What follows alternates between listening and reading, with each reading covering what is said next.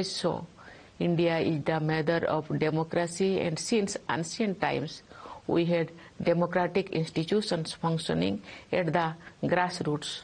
But long years of colonial rule wiped them out. On 15th August 1947, the nation woke up to a new dawn. We not only own freedom from foreign rule, but also the freedom to rewrite our destiny.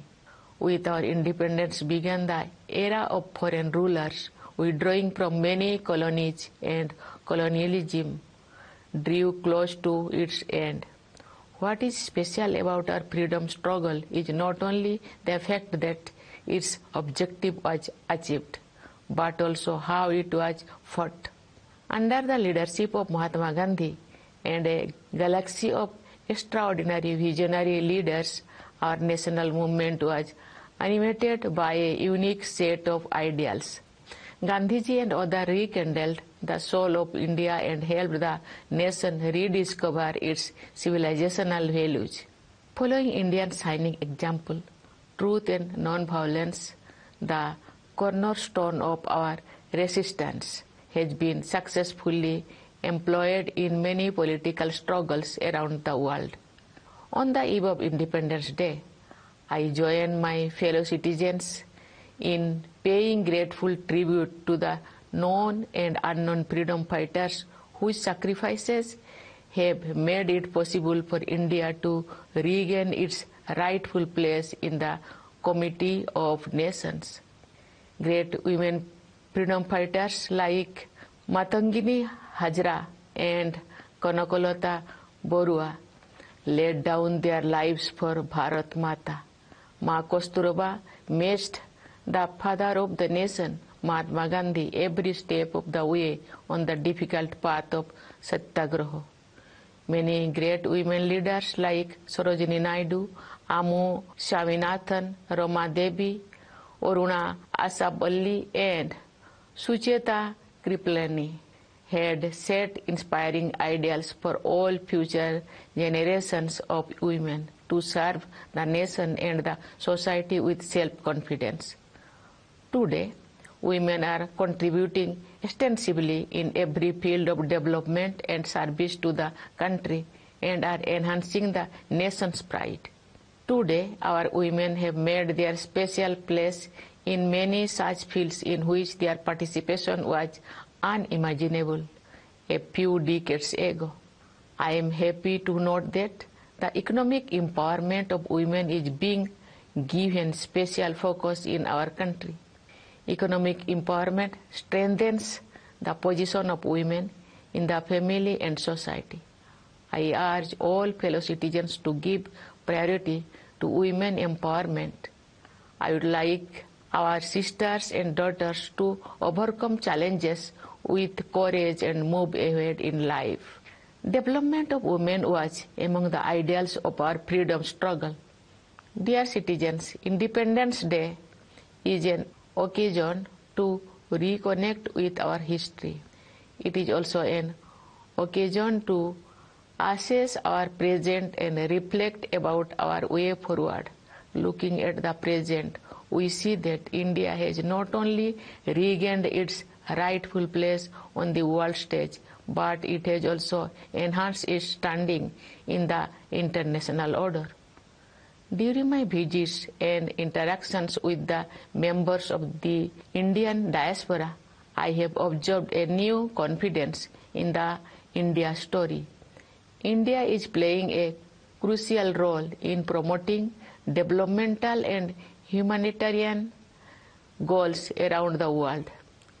It has also assumed leadership of international forums, especially the presidency of G20. As the G20 represents 2/3 of the world population, this is a unique opportunity to help shape global discourse in the right direction. With the G20 presidency, India can nudge decision-making in trade and finance towards equitable progress. Beyond trade and finance, matters of human development too are on the agenda. There are many global issues that concern all humanity and are not limited by geographical boundaries. I am confident that with India's proven leadership in dealing with global issues, member nations will be able to advance effective action on these fronts. What is notable in India's presidency of G20 is the way this diplomatic activity has been taken to the grassroots. There has been a first-of-its-kind campaign to encourage people's participation. It is delightful to see, for example, students enthusiastically participating in diverse contexts organized in schools and colleges touching upon the themes of G20. All the citizens are enthusiastic about events related to G20. Dear fellow citizens, this enthusiasm, along with a sense of empowerment, is possible because the nation has been taking great strides on all fronts. India's economy has proven to be not only resilient during turbulent times, but is also a beacon of hope for others. The world economy is passing through a delicate stage as the pandemic has been followed by international events that have added to the air of uncertainty. Yet the government has been able to navigate the stormy waters very well. India has converted challenges into opportunities and has recorded high GDP growth. Our Annadata farmers have contributed significantly to our economic growth. The nation feels indebted to them. Inflation at the global level remains a cause for worry. But in India, the government and the Reserve Bank have managed to contain it. The government has succeeded in protecting the common people from high inflation, while also providing a more extensive security cover to the poor. The world looks up to India for global economic growth.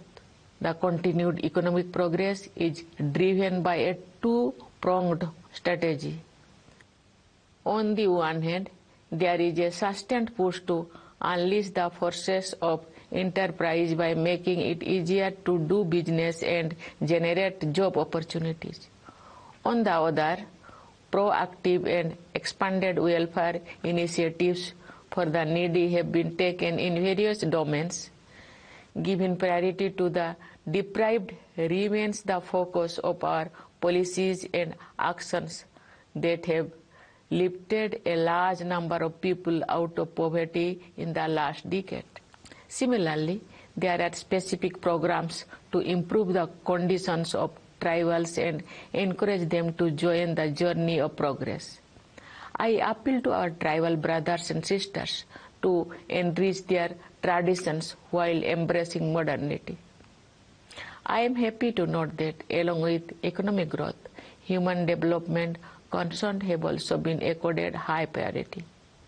Having been a teacher also, I have realized that education is the greatest tool of social empowerment. The National Education Policy of 2020 has started making a difference.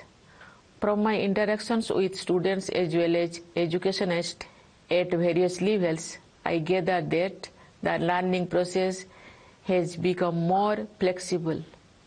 The visionary policy, which aims to merge ancient values with modern skills, will bring in unprecedented changes in the education sectors over the years, leading to a great transformation of the nation. India's economic progress is powered by the dreams of its people, particularly the young generation for whom limitless opportunities have opened up. From startups to sports, our youth have explored new horizons of excellence. The aspirations of the new India have infinite dimensions. The Indian Space Research Organization keeps scaling new heights and setting higher benchmarks of excellence.